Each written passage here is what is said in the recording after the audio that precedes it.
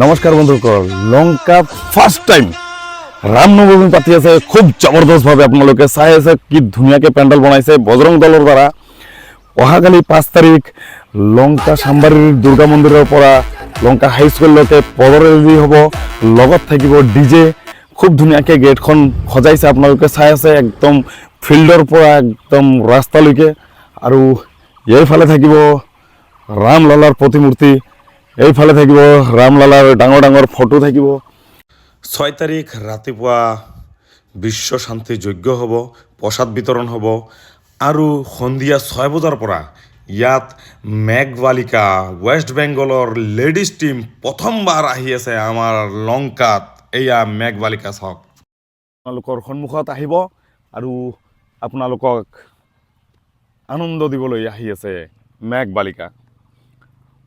নিশ্চয় আহিব 5 আৰু 6 তাৰিখ ৰামনৱমী। জয় শ্ৰীৰাম।